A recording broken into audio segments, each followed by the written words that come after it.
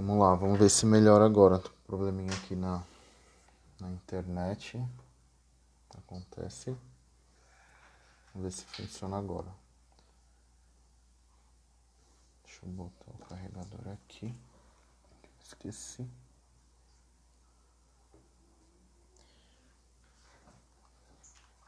Bom, eu queria conversar com vocês, a paz do Senhor, antes de mais nada. Boa noite a todos.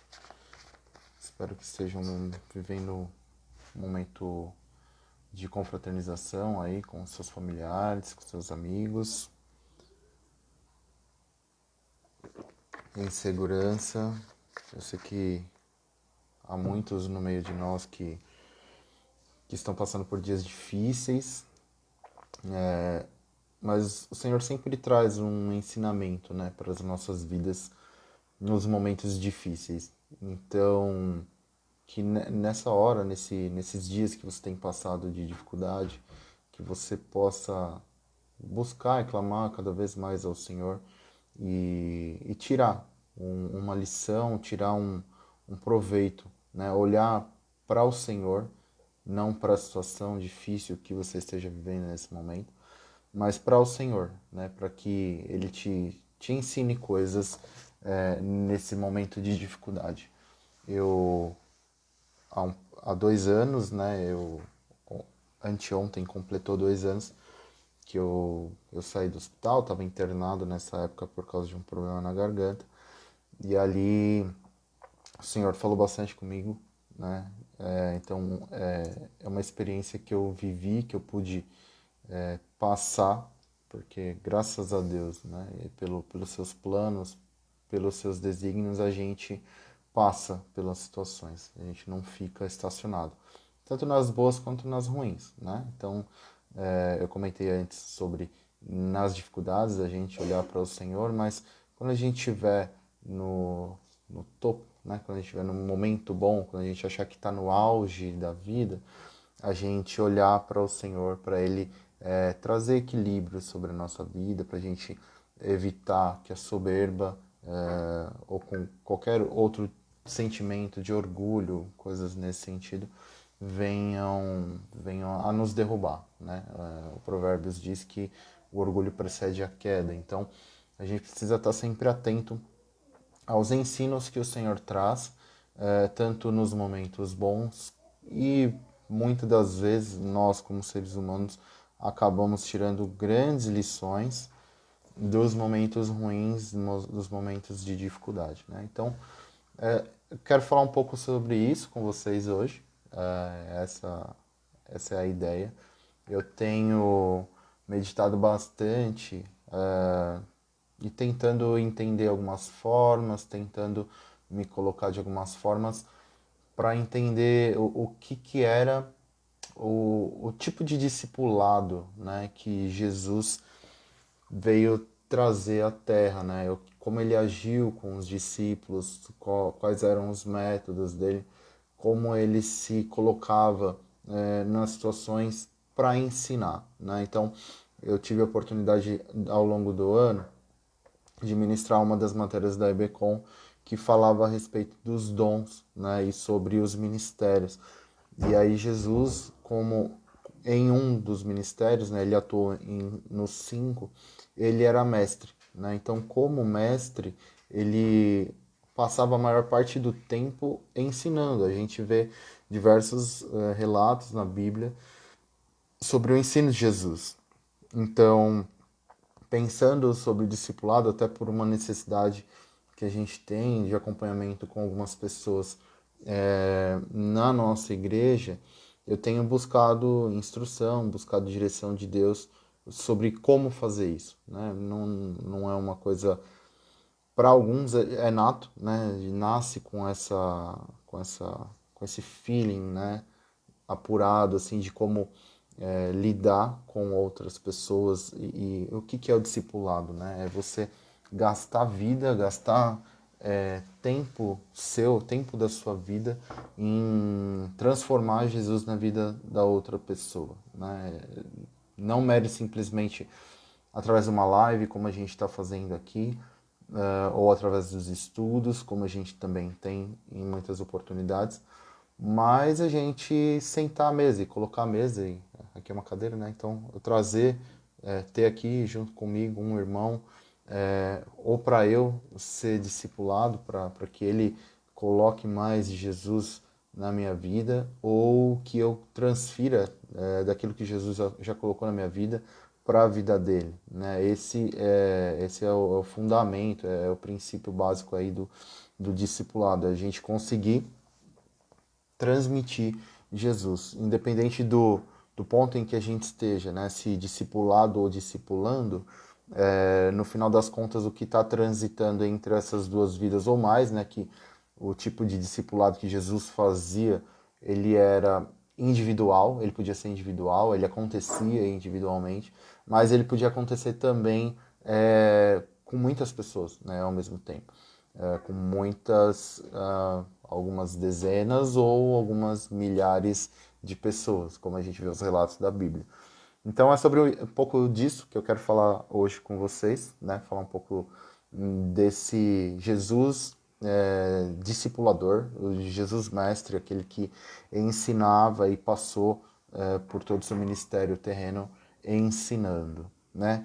E aí eu criei aqui uma estrutura, né, para conseguir conduzir aqui a ministração. Então eu vou olhar um pouco para baixo aqui para poder ler, para poder pegar as referências aqui do que a gente vai falar. Então, esse Jesus, como o maior mestre da história que a gente teve, né, aquele que transmitiu, né, de forma precisa, né, e de grande impacto na vida das pessoas um ensino, ele é o maior mestre da história, né? Ele é o nosso mestre, né, como nós devemos chamá-lo. E o ensino que ele trouxe, ele não só revolucionou as pessoas, a forma como o mundo acontecia naquele momento, como gerações futuras, né? A nossa geração hoje. Nós estamos para virar o ano aqui depois de amanhã e a gente está 2022 anos após, eu ministrei sobre isso no final de semana, após como como é colocado no calendário, né? Então, 2022 anos, mais de 2 mil anos, vamos colocar assim de forma mais prática, que esse ensino vem trazendo revolução na vida das pessoas. E como que ele mudou isso, né? Por causa da influência, do poder do ensino que ele trouxe, né? Porque a gente sabe que ele não ensinava dele mesmo.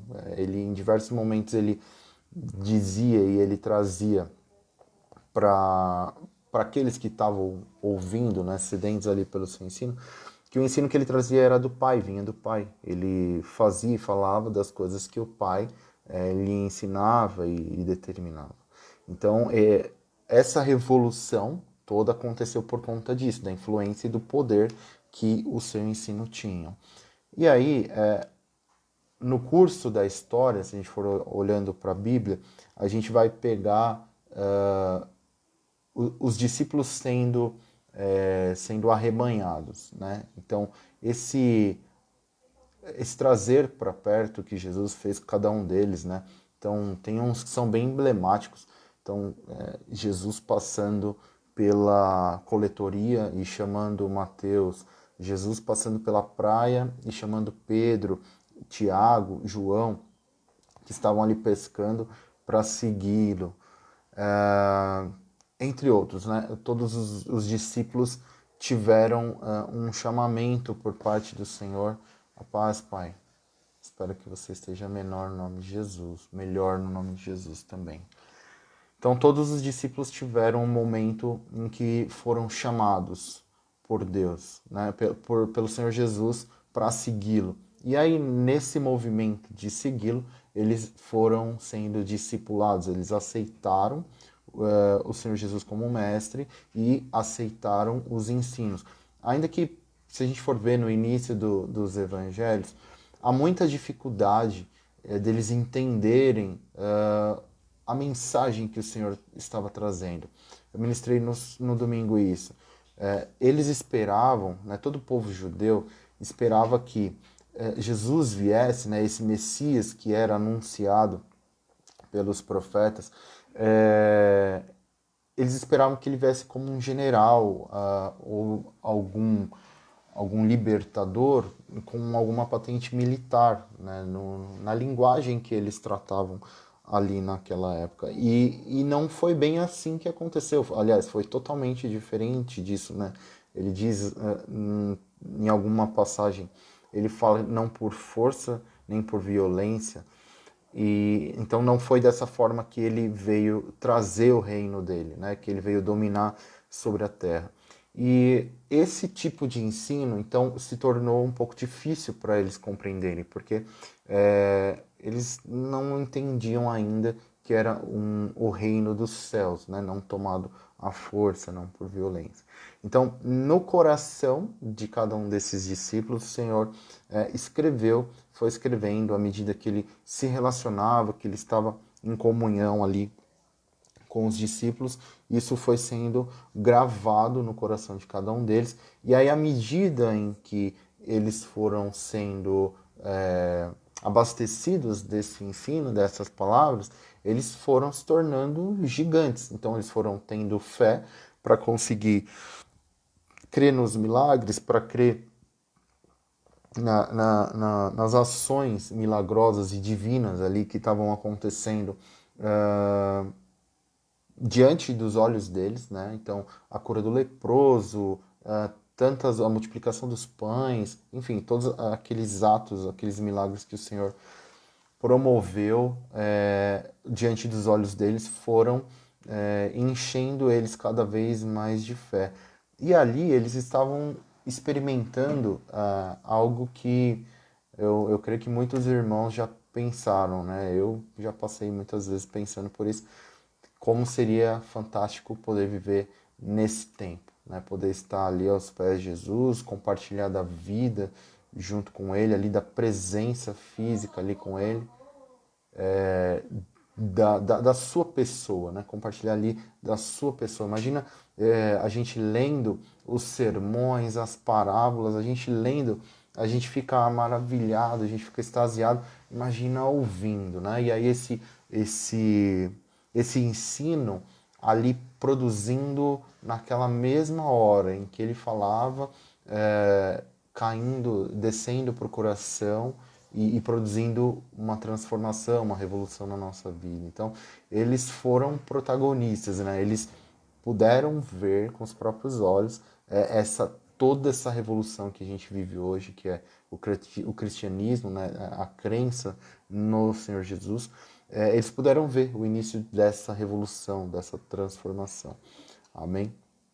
E aí, com esse poder, com o poder desse ensino, eu comentei, né, que eles puderam vivenciar, experienciar muitas maravilhas diante dos seus olhos. Então, muitas vidas foram arrancadas da ignorância, né? Então, você pensa que a maioria daqueles que ele chamou, eles eram marginalizados, né? Porque eles não tinham tido uma mentoria com algum rabino, de excelência dentro ali dos costumes que eles tinham. Então, eles eram meio que marginalizados. Então, muitas dessas vidas foram tiradas da ignorância. Ele trouxe, com esse ensino, ele conseguiu trazer luz e paz e alento para essas pessoas, né?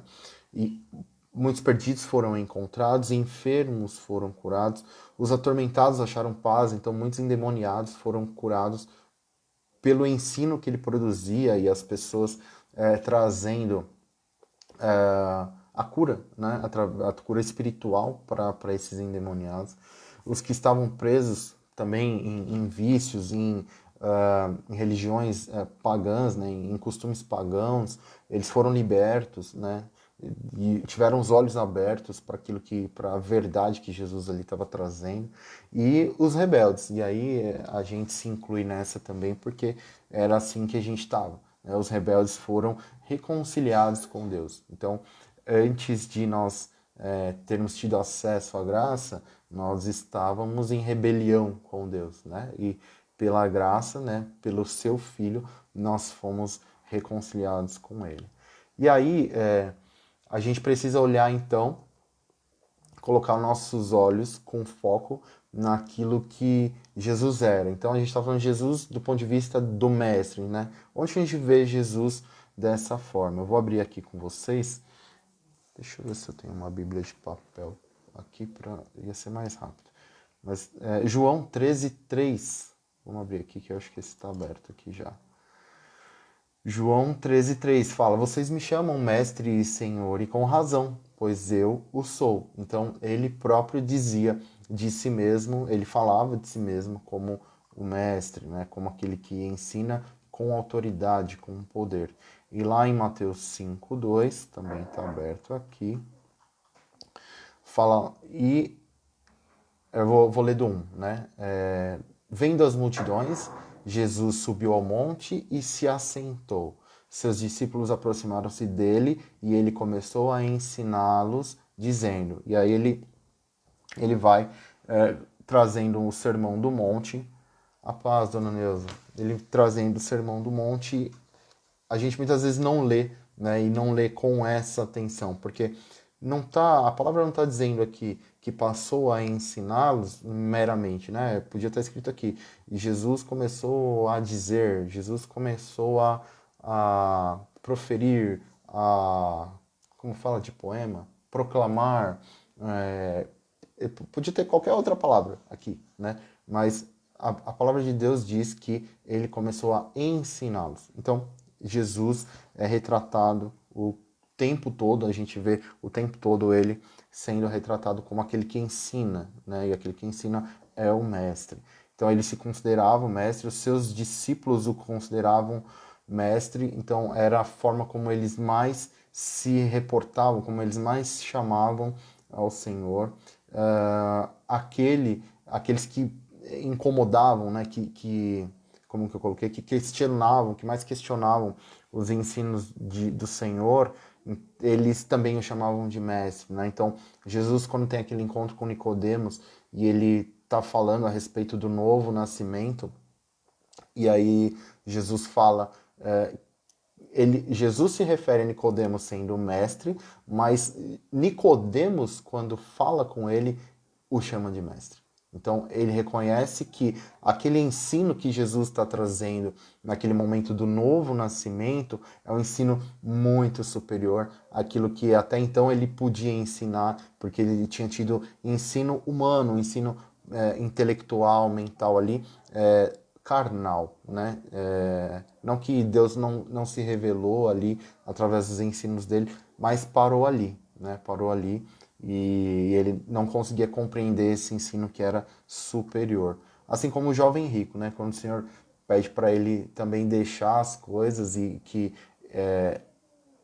ele tem tudo, que ele sabe fazer todas as coisas ali que estão determinadas pela lei, o Senhor Jesus fala para ele: muito bem, agora vá, venda suas coisas e me siga. Então, esse foi um ensino difícil, duro, né, dele aplicar, tanto que ele não vai, ele não segue o Senhor Jesus. E então, aqueles que questionavam, aqueles que perguntavam ao Senhor Jesus também o chamavam de mestre. Os herodianos, que eram os inimigos, então, os herodianos eram os mensageiros, ou soldados ali também, de Herodes. Herodes é aquele que mandou decapitar, mandou cortar a cabeça de João Batista. Então, esses soldados, esses mensageiros de Herodes, eles também o chamavam de mestre. A gente pode ver lá em Mateus 22, perdão, 16. Tá aqui, Mateus 22, 16. Diz assim: Enviaram-lhe seus discípulos juntamente com os herodianos, que lhe disseram: Mestre, sabemos que és íntegro e que ensinas o caminho de Deus conforme a verdade. Tu não te deixas influenciar por ninguém, porque não te prendes à aparência dos homens. Então, esses eram os herodianos falando a respeito do nosso Senhor Jesus. Então, eles de fora, eles reconheciam esse poder, essa autoridade que Jesus ensinava. E, de forma geral, o povo tinha ele como mestre. Eu vou abrir aqui Mateus 7, 29. Tá aqui para cima. Mateus capítulo 7, versículo 29. Eu estou lendo na NVI. Fala assim: porque vou ler do 28. Quando Jesus acabou de dizer essas coisas, as multidões estavam maravilhadas com o seu ensino, porque ele as ensinava como quem tem autoridade, e não como os mestres da lei.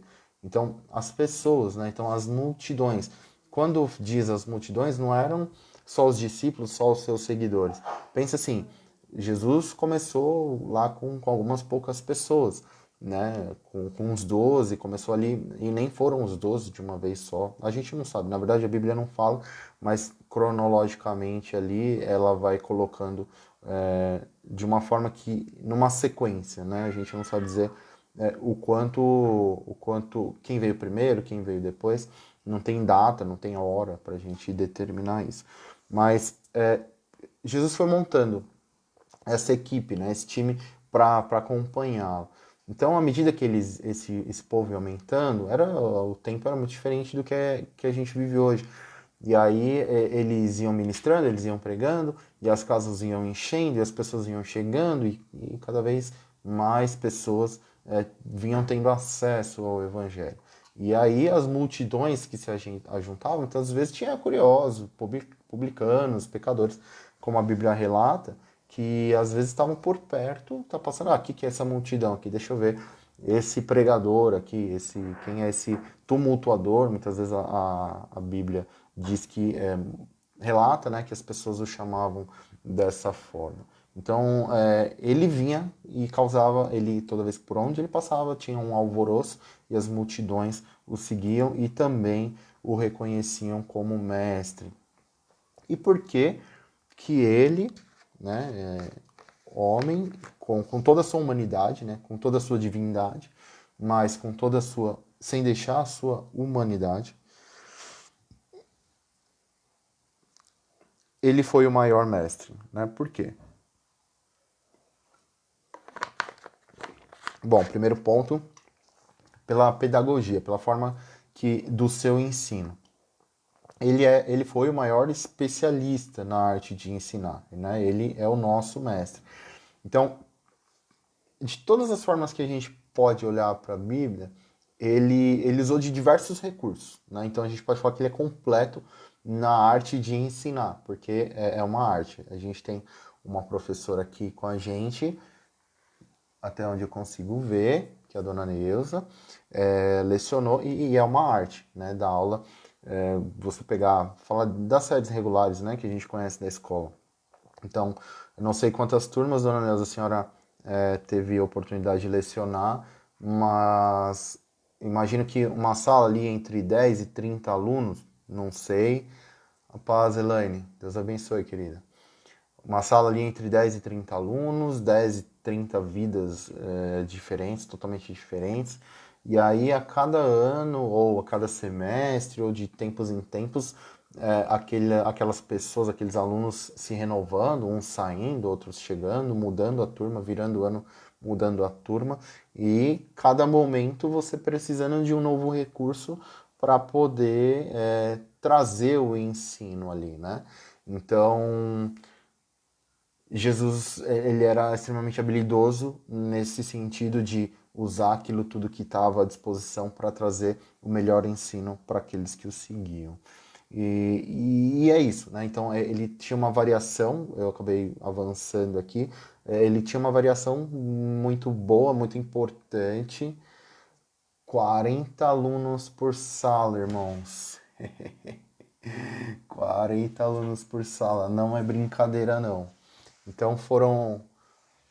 Bom, acho que aqui todo mundo já passou dessa idade, dona Neuza, mas 26 anos lecionando com 40 alunos em média. É muita gente. Tem que ter muita habilidade, tem que ter muita direção. É um dom realmente da parte do Senhor para poder ensinar e conseguir alcançar, fazer com que esse ensino alcance a vida dessas pessoas, dessas crianças. Eu não sei a idade, mas todo ensino, seja como for, o propósito dele é realmente trazer a transformação que aquele que tá sendo ensinado, que está procurando, que está aprendendo, está buscando, né? Causar essa transformação. Se esse ensino a que se propõe, ele não é efetivo dessa forma, aquele que está ensinando precisa mudar, precisa variar os métodos. E é isso que Jesus fazia, né? Então, muitas vezes, tinham as parábolas, os sermões, e Jesus e os discípulos perguntavam, mestre, ensina-nos, né? Por que falas dessa forma e tal? E aí Jesus acabava, em alguns momentos, trazendo mais clareza ali para eles, né? E ele era mestre, né, nisso, né? De usar de grande pedagogia, de variedade de formas ali para conseguir imputar o ensino. E aí eu listei algumas coisas aqui, né? Então ele usou perguntas, ele trouxe discursos em vários momentos, então vai trazendo aí a sua memória os momentos em que esses itens que eu destaquei aqui, que ele usou, né? Então, ele usou perguntas, então ele estava fazendo perguntas e ele estava ensinando. Ele usava de discursos também ali em momentos de ensino, histórias, conversas, parábolas, discussões, né? Então muitas vezes ele foi indagado, interrogado e ali quem estava à volta estava aprendendo, né? Como estava capturando desse ensino que ele estava trazendo e diversas demonstrações ali, né? Perdão, irmãos. E aí, como eu falei, né? Ele trouxe então é, esse ensino de forma mais macro para muitas pessoas, milhares de pessoas que o seguiam ou por causa do alvoroço acabavam parando para entender o que estava acontecendo e eram ensinadas grupos menores e pessoas ali de forma individual. Então, tem alguns momentos na Bíblia que a gente vê Jesus sentado, ceando com os 12, ou então ele pega e chama dois ou três para próximo, e aí ele está trazendo um ensino ali para um deles, ou então diretamente. Muitas vezes a gente vê Jesus sozinho com Pedro, sozinho com Mateus, sozinho com Tiago, sozinho com João, e aí ele fazendo esse discipulado, esse ensino. Então, lembra que eu falei no começo, né? Eu vou evitar usar o termo discipulado aqui no começo, mas no início eu falei bastante disso, né? Que Jesus ele espera de nós que nós sejamos discípulos dele através do evangelho, né? E esse ensino tinha essa finalidade de nos formar cada vez mais parecido com ele, para que a gente pudesse segui-lo. Então, o discípulo é alguém que se torna parecido com aquele que você segue, com o mestre, né? Aquele que ensina.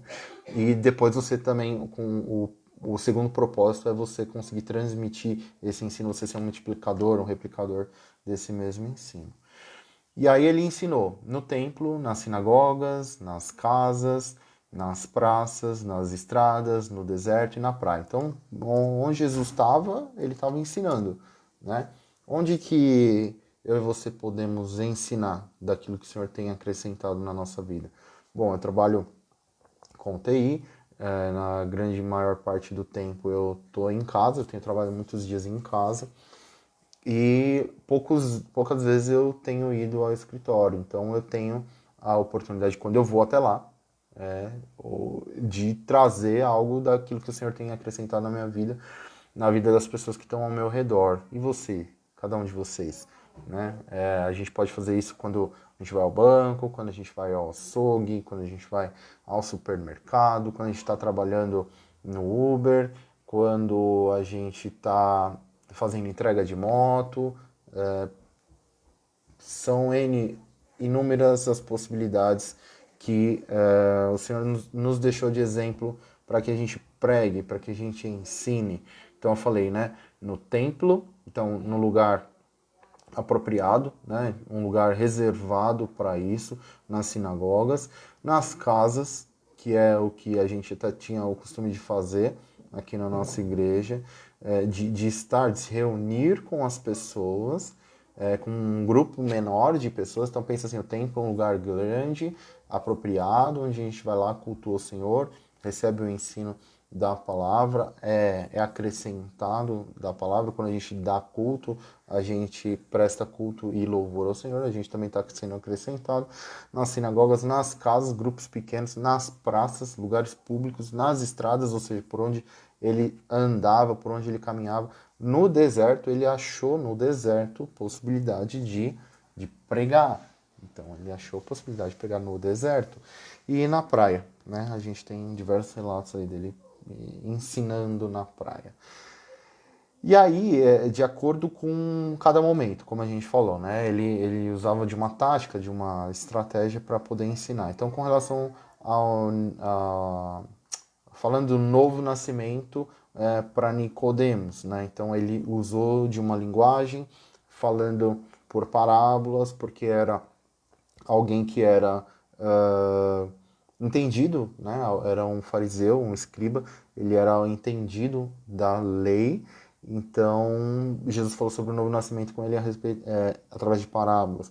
Com a samaritana, né, no poço, Jesus fala que ele é a água viva. Então, tem todo o contexto, e no final ele diz que ele é o Messias que viria. Então, ele ganha o coração da samaritana, trazendo as verdades. Depois ele começa a trazer revelações que ele sendo um judeu, ele não teria como saber se ele não fosse um profeta. Inclusive ela diz, vejo que é profeta.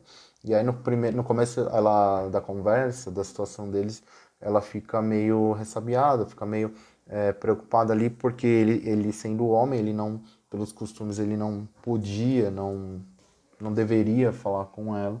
E ele se dirige a ela e ele ganha a confiança dela. Então ele ganha a confiança dela. Depois ele traz revelações a respeito dele mesmo. Depois ela diz que ele é quem ele está dizendo que ele é. E aí então ele declara abertamente, né, que ele é o Messias. E aí o ensino brotou, o ensino ganhou profundidade no coração dela e ela foi e espalhou para toda a cidade e muitos foram alcançados com esse ensino. Então, é uma outra forma, né? Então, no reservado, né? Jesus lá no reservado com Nicodemos. Aqui, nesse momento, com a samaritana, eu imagino que também, porque por causa da situação que eu comentei, né? Sobre ele ser judeu, ela samaritana, também não imagino que havia muitas pessoas por ali. E o paralítico, né, de Betesda, lá o tanque, o Senhor traz um ensino quando Jesus pergunta para ele, né, você quer ser curado? O que queres que te faça? E aí o cara tá lá uma vida, né, aleijado, esperando que alguém coloque ele, na verdade, lutando para tentar chegar até o tanque, esperando que um milagre vai acontecer ali, porque ele vai cair no tanque e ele quer andar. Só que quando Jesus pergunta para ele se ele quer ser curado, na verdade ele fica se lamentando, né? Então ele fica se lamentando, ele não consegue nem olhar para o Senhor Jesus, aquele que detém a cura, aquele que é o poder, aquele que é o médico dos médicos, que pode todas as coisas, ele não olha para Jesus, né? Então, se você, falei no início, se você está passando por uma necessidade hoje de saúde, uma necessidade, você precisa da cura, você precisa do milagre que o Senhor faça na sua vida, olhe para Jesus, não fique como o paralítico de Betesda, olhando em volta daquilo que está acontecendo, mas olhe para Jesus, foque em Jesus, que Ele tem aquilo que é necessário para a sua vida, para a vida do seu irmão, da pessoa que de repente está com uma dificuldade, algum problema de saúde. Foque em Jesus, amém? Jesus não exigia lugares sofisticados. Então, bom, a gente viu aqui que ele pregava nas sinagogas, nos templos, mas nas casas, no deserto, na praia, na estrada, nas praças. Então, ele não exigia lugares sofisticados. Qualquer lugar era lugar para ele ensinar. E ele tirava, né? A gente já comentou sobre ele pegar elementos ali da natureza, trazer ilustrações vivas e coisas simples, né, para que aqueles que estivessem seguindo e ouvindo pudessem ter um entendimento fácil daquilo que ele estava dizendo. Então ele usou o sal, a luz, a água, o pão, o fermento, a semente, os pássaros, as flores, a porta, a ovelha, o curral. Então ele usou coisas simples, né? Coisas do dia a dia daquelas pessoas. Então quando a gente for trazer, for levar o evangelho para alguém, a gente precisa entender qual é o contexto dessas pessoas. Por que ele fazia isso? Porque ele é o superior mestre. Então, a gente viu aqui agora que ele conseguia conversar com Nicodemos, que era mestre da lei, mas ele também falava com a samaritana ou o paralítico que estava no tanque, da mesma forma. Então ele conseguia se comunicar em todas as esferas da sociedade daquela época, né? E isso é importante. Então, mas isso não é importante só para aquele que ensina, só para aquele que é mestre. Então, se você recebeu algo da parte do Senhor na sua vida, você já foi capacitado para ensinar dessa porção que você recebeu para alguém. Então, cabe a nós como vasos de barro, né, a gente encontrar uma melhor maneira onde nós estamos de levar essa palavra, entender aquele momento, onde tá antenado, está com a antena ligada aqui, com o Espírito Santo direcionando, para a gente conseguir captar a necessidade daquela pessoa, daquele povo que está te ouvindo, que vai estar ouvindo aquilo que você estiver transmitindo da parte do Senhor. Amém? Quando perguntaram, então tem alguns destaques para falar desse Jesus, mestre, né? Então, primeiro, quando perguntaram qual é o maior no reino dos céus, ele não fez um longo discurso para responder. Ele pegou uma criança no colo e disse: Pois quem se tornar humilde como essa criança será o maior no meu reino. Então ele não fez uma voz diferente e clamou aos céus que se abrissem. Não, ele foi simples. Ele pegou uma criança que estava ali passando de repente e aí ele trouxe um ensino de humildade, de simplicidade,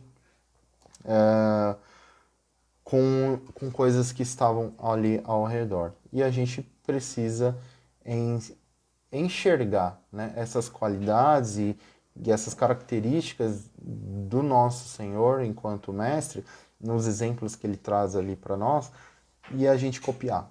Né? Eu gosto muito de um ministério que se chama Jesuscope, e o lema dos caras é ser uma cópia de Jesus. E, cara, nada é tão mais verdadeiro do que esse evangelho simples, assim. Por que que eu preciso seguir a Jesus? Por que eu gosto? Como que eu sigo Jesus? Como que eu vivo a minha vida para Jesus? Cara, pessoas, irmãos, vocês precisam ser cópias de Jesus. É só assim a gente vai conseguir alcançar tudo aquilo que Deus espera de nós e através de nós, né? Então, eles falam muito nesse sentido e eu me inspiro muito nesse ministério, né? Eu gosto muito de ouvi-los. O segundo item aqui, quando alguém faz uma pergunta filosófica, quem é o meu próximo? Então, Jesus está lá falando, ame ao próximo como a ti mesmo, que você não deve... que você deve dar a outra face ao seu irmão se você receber um... Vamos ler, vamos ler. Tá aqui em Mateus 5. Tarará.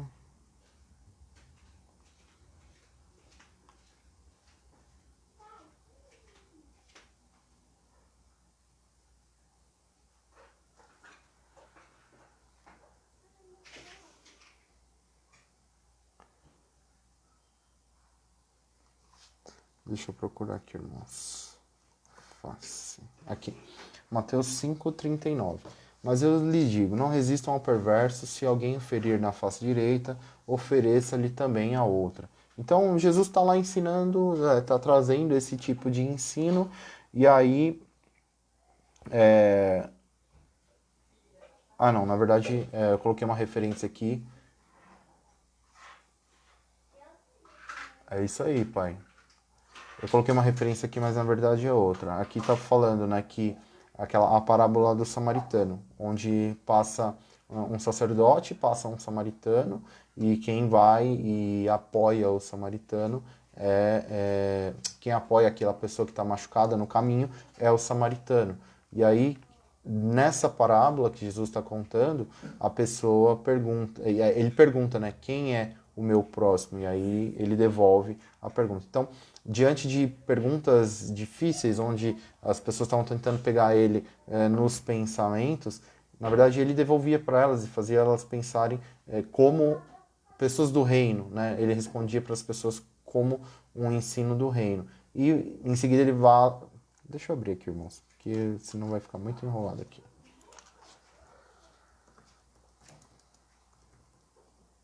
Eu não coloquei essa referência e aí aconteceu isso aqui. Tá lá em Lucas 10, a partir do versículo 25. Então eu não vou ler, é só para trazer a referência aqui para não ficar solto, vazia essa instrução que eu tô trazendo aqui, essa referência. Né? Tá em Lucas 10, a partir do 25. Então tá lá. Então, certa ocasião, um perito na lei levantou-se para pôr Jesus à prova e lhe perguntou: Mestre, o que preciso fazer para herdar a vida eterna? Aí Jesus responde: O que está escrito na lei? Como você a lê? Ele respondeu: Ame o Senhor, o seu Deus, de todo o seu coração, de toda a sua alma, de todas as suas forças, de todo o seu entendimento, e ame o seu próximo como a si mesmo. Então, a nossa referência está falando desse ponto aqui, versículo 27 de Lucas 10.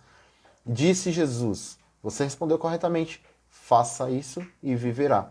Então, Jesus traz ali, né? Então, ele está sendo indagado sobre quem é o meu próximo por um mestre da lei, um perito da lei, e aí ele responde que o próximo é aquele que. Então, aí ele tem a situação do samaritano, vamos ver aqui. Aqui, ó. Em resposta, disse Jesus: Um homem descia de Jerusalém para Jericó, quando caiu nas mãos de assaltantes. Estes lhe tiraram as roupas, espancaram-no e se foram, deixando-o quase morto. Aconteceu estar descendo pela mesma estrada um sacerdote.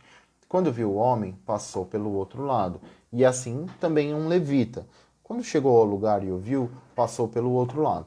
Mas um samaritano, estando de viagem, chegou onde se encontrava o homem, e quando o viu, teve piedade dele. Aproximou-se, enfaixou-lhe as feridas, derramando nelas vinho e óleo. Depois colocou-o sobre o seu próprio animal, levou-o para uma hospedaria e cuidou dele. No dia seguinte, deu 2 denários ao hospedeiro e lhe disse: Cuide dele, quando eu voltar, lhe pagarei todas as despesas que você tiver. Esse 35 aqui é fantástico também, porque fala um pouco do discipulado, tá? Guardem aí. Qual desses 3 você acha que foi o próximo do homem que caiu nas mãos dos assaltantes? Aquele que teve misericórdia dele, respondeu o perito na lei. Jesus lhe disse: Vá e faça o mesmo. Então, eles estavam debatendo, eles estavam tentando colocar Jesus à prova sobre quem era o próximo, né? Porque naquela época a graça, o evangelho não tinha sido estendido para os gentios, e aí eles achavam que a salvação era somente para os judeus, e a gente viu pela parábola que um sacerdote e um levita, não por acaso Jesus colocou essas 2 figuras na parábola, que eles passaram pelo homem e nada fizeram. E aí quem ajudou o homem foi um samaritano, ou seja, uma pessoa com uma atitude boa, uma atitude louvável a Deus, que se preocupa com o próximo, que não era judeu. Muito pelo contrário, era alguém a quem os judeus odiavam, tinham rixa, não tinham um bom relacionamento. Então, Jesus coloca alguém desse tipo dizendo que esse é o próximo a quem eu devo amar. Então, esse tipo de ensino trazia tipo, uau, é novidade mesmo. Estou trazendo um novo ensino e para que vocês vivam de outra maneira. Eu não vim causar essa revolução, não vim causar todo esse transtorno para que vocês continuem vivendo da mesma maneira. Senão eu ficava no céu, ficava na glória junto do Pai. Não, eu vim realmente para que houvesse uma metanoia, uma transformação na vida de cada um de vocês. Então, tudo isso para falar de quem é o próximo, né? Então, Jesus, ele ele nunca foi surpreendido, ele sempre conseguia trazer ensinos mesmo quando ele era colocado, quando alguém tentava encurralá-lo, né? Mas ele é a verdade, ele é o caminho e ele não fica sem caminho. Quando alguém criticou por viver na companhia dos publicanos e pecadores, ele trouxe mais parábola das ovelhas, da dracma perdida e do filho pródigo para rebater essas pessoas que sempre tentavam encurralar ele ali nos pensamentos, nas palavras. Então, por que ele foi o maior mestre? O segundo ponto que a gente vai ver, pela natureza do seu ensino. Então, a gente já está falando um pouco disso aqui nos outros tópicos, falando dessa força, desse poder e da onde vem. Então, a natureza do ensino é do céu, né? Como mestre, ele não se limitou a transmitir conhecimento. Isso aqui eu anotei, vou ler bem com calma, porque é bem legal. Como mestre, ele não se limitou a transmitir conhecimentos, mas a formar e transformar vidas. Então, à medida que ele ensinava, vida era sendo formada naquelas pessoas e transformava a vida de outras pessoas. Jesus trouxe verdades eternas, transformadoras, que mudaram o rumo da vida destas pessoas. Em Mateus 5, do 1 ao 16, está aberto aqui, mas eu vou abrir nessa versão aqui que eu gostei, porque ele tem um título igual tem na minha Bíblia de papel, que não está aqui agora. Mateus 5, versículo 16. É a parábola, perdão, do 1 ao 16, das bem-aventuranças, né? Então ele começa lá falando das bem-aventuranças, ele destaca cada um deles, e aí depois, então, vamos ler. Mateus 5, versículo 1. Vendo as multidões, Jesus... Deixa eu mudar de versão, deixa eu ver se está certo aqui. É isso aí, NVI. Vendo as multidões, Jesus subiu ao monte e se assentou. Seus discípulos aproximaram-se dele e ele começou a ensiná-los, dizendo: Bem-aventurados os pobres em espírito, pois deles é o reino dos céus. Bem-aventurados os que choram, pois serão consolados. Bem-aventurados os humildes, pois eles receberão a terra por herança. Bem-aventurados os que têm fome e sede de justiça, pois serão satisfeitos. Lembrem, a gente está lendo aqui que, falando agora nessa parte que a gente já está indo para o final, que Jesus ensinava e a natureza do seu ensino era superior. Então, como que ele pode colocar na mesma frase: bem-aventurado os que têm fome e sede de justiça, pois serão satisfeitos? Ou bem-aventurados os humildes, pois eles receberão a terra? Ou ainda, mais para baixo, acho que cabe melhor. Vou ler. Bem-aventurados os misericordiosos, pois obterão misericórdia. Bem-aventurados os puros de coração, pois verão a Deus. Bem-aventurados os pacificadores, pois serão chamados filhos de Deus. Bem-aventurados os perseguidos por causa da justiça, pois deles é o reino dos céus. Então, bem-aventurado, você tem sorte porque você é perseguido por causa da justiça, né? Então, isso é contra a cultura. Outro dia eu fiz um post, eu coloquei acho que no Stories, eu não lembro, falando a respeito disso, que Jesus era contra a cultura total, né? Ele ia completamente na contramão daquilo que a sociedade vivia naquela época. E esse é o ensino de Jesus para nós hoje, né? A gente olha para o mundo e a gente vê uma sociedade perdida, né? Porque o mundo jaz no maligno. Então, tudo aquilo que não está sob domínio do reino dos céus está sob domínio do reino das trevas. Então, esse tipo de ensino que ele trazia para essas pessoas nessa época, falando desse sermão, falando das bem-aventuranças, na verdade, ele está trazendo uma contracultura. Olha, vocês vão ser perseguidos, mas por tudo isso vocês têm sorte, vocês são bem-aventurados por tudo isso que acontece com vocês. Então, esse de fato não era um ensino humano, um ensino somente ali da parte de Deus. E aí no final, né, que vai até lá no 48, eu não vou ler aqui, mas leiam aí com calma, ele fecha de maneira que ele resume tudo o que ele está dizendo nesse capítulo 5 de Mateus. Ele fala, portanto, lá no versículo 48, portanto, sejam perfeitos como perfeito é o Pai Celestial de vocês. Então, no que ele está nos chamando para ser perfeito? O que esse ensino dele, que é celestial, está nos chamando para ser perfeito como o Pai, para que nós sejamos, busquemos o reino dos céus, assim como de onde provém o Pai, da onde ele veio, para que nós sejamos perfeitos nisso, em tudo aquilo, o que ele disser para que nós façamos. E aquilo que ele disser para que a gente não faça, para que a gente não faça.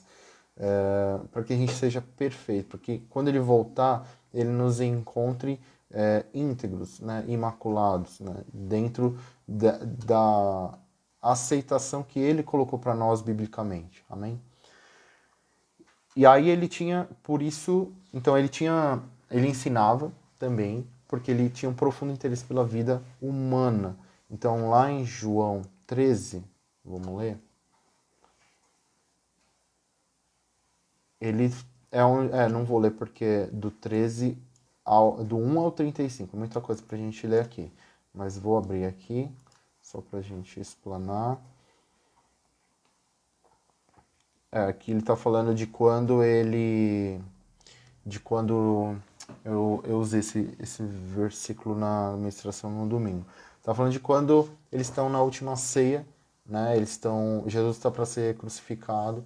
Aí tem a situação antes de Judas traí-lo, e ali perto do momento disso acontecer, Jesus já sabia dessas coisas e ele vem e traz um ensino de humildade, ensinando os discípulos a servirem uns aos outros, ele pega uma toalha e vai lavar os pés dos discípulos. Então ele vem e traz esse ensino. Então aqui até o 16, se não me engano, o 15 ele fala, eu lhes dei o exemplo para que vocês façam como lhes fiz. Digo-lhes verdadeiramente que nenhum escravo é maior do que o seu senhor, como também nenhum mensageiro é maior do que aquele que o enviou. Agora que vocês sabem essas coisas, felizes serão se as praticarem. Então aqui já no meio do capítulo ele dá essa ênfase para que os discípulos vejam, não só aprendam, mas pratiquem, né? Que eles pratiquem aquelas coisas que eles estão vendo. E isso aqui ele nos pede. E ele fala aqui de um novo mandamento. Deixa eu achar aqui. No versículo 34 ele fala: um novo mandamento lhes dou. Amem-se uns aos outros como eu os amei. Vocês devem amar-se uns aos outros. Com isso, todos saberão que vocês são meus discípulos se vocês se amarem uns aos outros. Então, ele nos amou, porque ele nos amou, nós o amamos. Ele nos amou primeiro. E lá em João 8, do 1 ao 10, João 8, João 8, tarará, tarará, tarará. Aqui, tá falando, a partir do 3. Os mestres da lei, os fariseus, trouxeram-lhe uma mulher surpreendida em adultério. Fizeram-na ficar em pé diante de todos e disseram a Jesus: Mestre, esta mulher foi surpreendida em ato de adultério. Na lei, Moisés nos ordena apedrejar tais mulheres. E o Senhor, o que diz? Então, de novo, eles estavam tentando pegar ali Jesus na palavra. Eles estavam usando essa pergunta como armadilha a fim de terem uma base para acusá-lo, mas Jesus inclinou-se e começou a escrever no chão com o dedo. Visto que continuavam a interrogá-lo, ele se levantou e lhes disse: Se algum de vocês estiver sem pecado, seja o primeiro a atirar pedra nela. Inclinou-se novamente e continuou escrevendo no chão. Os que o ouviram foram saindo, um de cada vez, começando com os mais velhos. Jesus ficou só com a mulher em pé diante dele. Então Jesus pôs-se de pé e perguntou-lhe: Mulher, onde estão eles? Ninguém te condenou? Ninguém, Senhor, disse ela. Declarou Jesus: Eu também não a condeno. Agora vá e abandone a sua vida de pecado. Então, Jesus foi até as últimas consequências, até todo mundo que estava ali acusando aquela mulher, ele ficou ao lado dela para que não só aqueles que foram embora, mas a mulher principalmente, ela tivesse uma lição. E aí ele fala, vá e não peques mais. Só que a lição dele, além dessa, né, de trazer essa situação de quem não tem pecado, né, que atire a primeira pedra, mas o perdão, né, ele traz esse ensino do perdão sobre todas as situações. Quem somos nós que não temos pecado? Nós somos como Jesus, que não em nada foi encontrado pecado, ou como aquela mulher que está sendo acusada? Em qual dessas três posições nós estamos, né?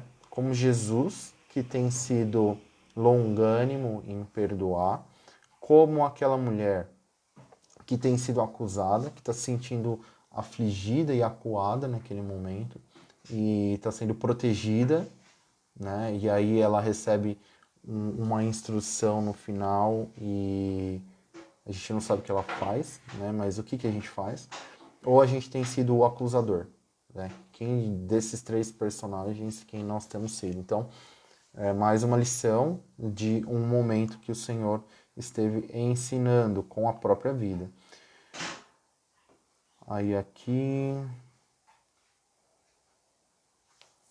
E aí, o último porquê ele foi o maior mestre é pelo seu exemplo de vida, né? Que confirmava o ensino que ele trazia. Então, tudo aquilo que ele pregava, ele fazia, né? E aqui em João 13, onde a gente leu, especificamente, vou abrir aqui, que eu fechei, João 13.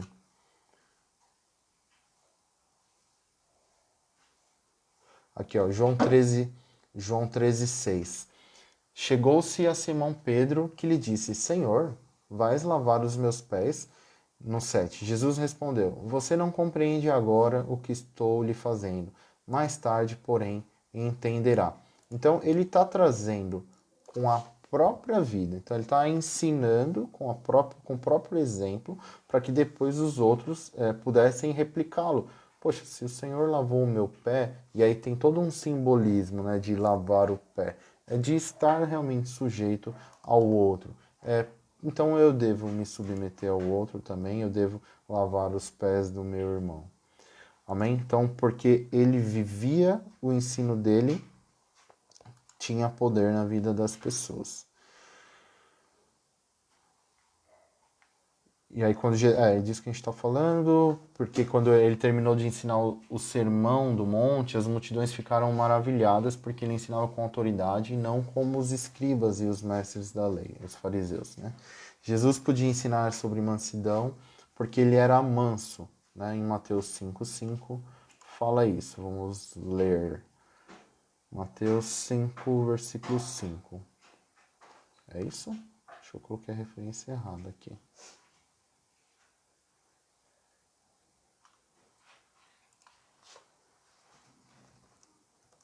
Venham a mim, coração. Está em Mateus 11. E aí, Rafael, tá aprendendo, né? Mateus 11. Opa. 28 ao 30.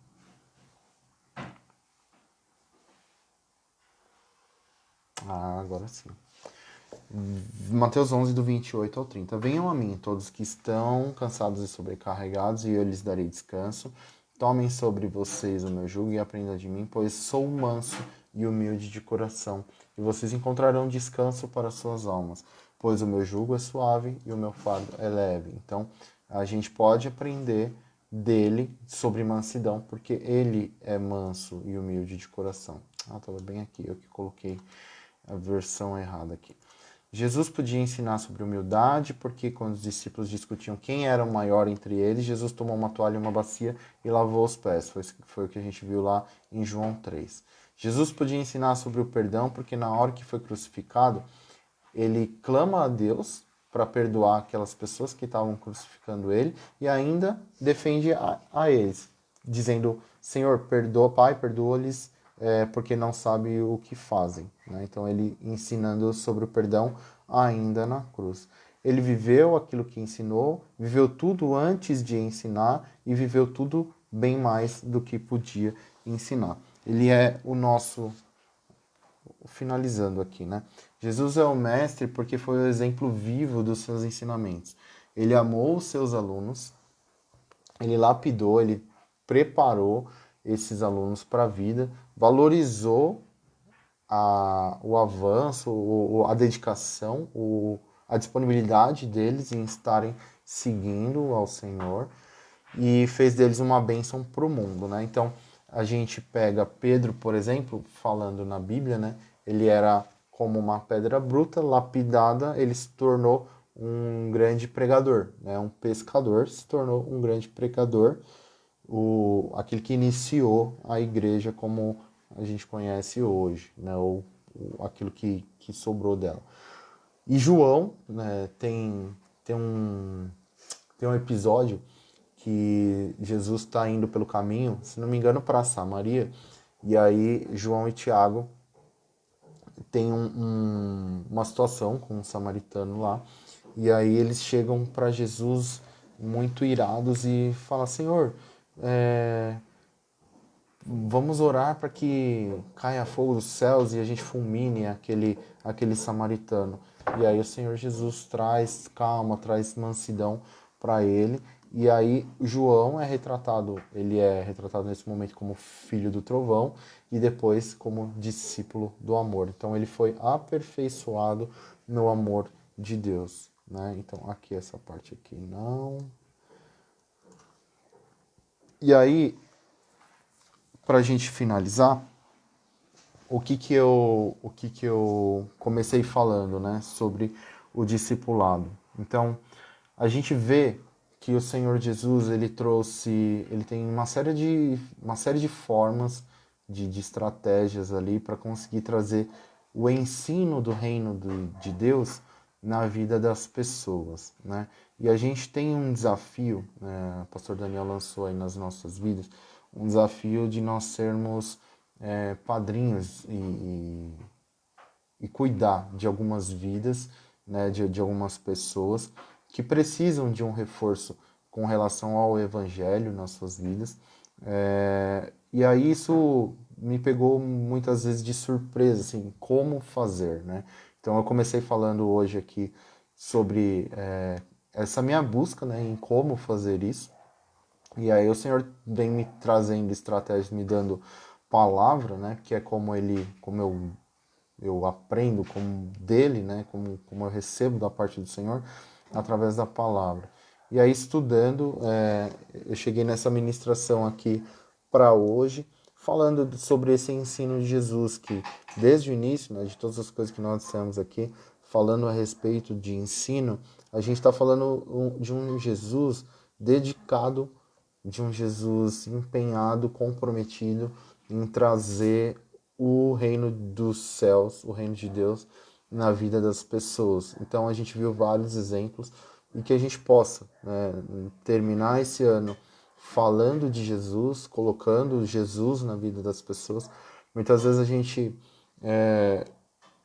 gente tem um mau hábito de como aquelas pessoas, né, que atiraram, que foram colocadas à prova por Jesus, né, para atirarem a primeira pedra ali na mulher que estava em adultério. A gente muitas vezes tem o mau hábito de julgar as pessoas pela capa, né, pela aparência, pela falta de instrução, pela condição social, isso positiva ou negativamente, né? E aí, muitas vezes, a gente não quer se dispor a, a produzir isso aqui que nós falamos hoje a noite inteira, que é gastar a nossa vida em levar o evangelho a outras pessoas. Então, falando para mim, né, falando para vocês, trazendo aquilo que o Senhor tem compartilhado comigo, que a gente possa terminar o ano falando de Jesus, começar o próximo ano falando de Jesus, mas mais do que isso, a gente trazer pessoas aqui, né, para a gente estar do lado, pessoas que não do nosso convívio comum, do nosso círculo de amizades, mas pessoas que a gente queira gastar a vida levando o evangelho de Deus para a vida dessas pessoas. Aqui eu lembrei de um versículo agora.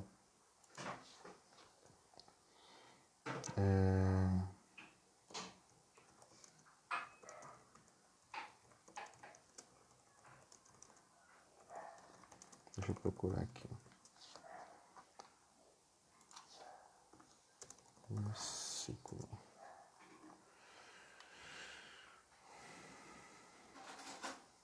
Romanos 12, 16. Romanos. Minha linda esposa grávida acabou de passar aqui. Esse beijo foi para ela. Romanos 12, 16.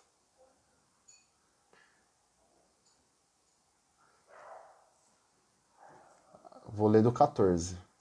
Na verdade, vou ler do 13. Fazer igual a pastora Simone aqui. Aqui, ó, vou ler do 10. Dediquem-se, Romanos 12, 10. Dediquem-se uns aos outros com amor fraternal. Prefiram dar honra aos outros mais do que a si próprios. Nunca lhes falte o zelo, sejam fervorosos no espírito, sirvam ao Senhor. Alegrem-se na esperança. Sejam pacientes na tribulação, perseverem na oração, compartilhem o que vocês têm com os santos em suas necessidades, pratiquem a hospitalidade, abençoem aqueles que os perseguem, abençoem e não os amaldiçoem. Vou ler de novo. Abençoem aqueles que os perseguem, abençoem e não os amaldiçoem. Alegrem-se com os que se alegram, chorem com os que choram. E aqui é onde eu queria ler de fato. Tenham uma mesma atitude uns para com os outros. Não sejam orgulhosos, mas estejam dispostos a associar-se a pessoas de posição inferior. Não sejam sábios aos seus próprios olhos. Amém, irmãos? Que nós possamos finalizar e iniciar os nossos anos com o objetivo da gente implantar o reino de Deus por onde nós formos, para que mais pessoas, não só as pessoas do nosso convívio, conheçam Jesus profundamente, mas pessoas que estão sofrendo, pessoas que estão indo por um caminho que não é de vida, que não é de vida eterna, que a gente possa resgatar, saquear as pessoas do inferno, literalmente, que a gente possa trazer esse caminho que leva à vida eterna ao lado do nosso Pai. Amém? Deus abençoe a vida de cada um. Obrigado, Elaine. Amém. Nós cremos que os planos de Deus são infalíveis. Perfeito. Amém? Deus abençoe a vida de cada um. Aqui, irmã Zenaide, glória a Deus. A minha sogra, a minha mãe. É isso, irmãos. Que a paz do nosso Senhor Jesus esteja cada dia nos seus lares, que vocês possam passar esse tempo de reflexão, essa virada de ano junto da sua família, dos seus amigos, pensando naquilo que vocês podem se colocar para o reino de Deus, aquilo que Deus pode acrescentar na sua vida, para vocês acrescentarem na vida de outros, não vocês, mas através de vocês. Estejam disponíveis e dispostos, porque discipulado exige disposição. Amém? Deus abençoe vocês, que vocês tenham uma ótima virada de ano. Deus abençoe.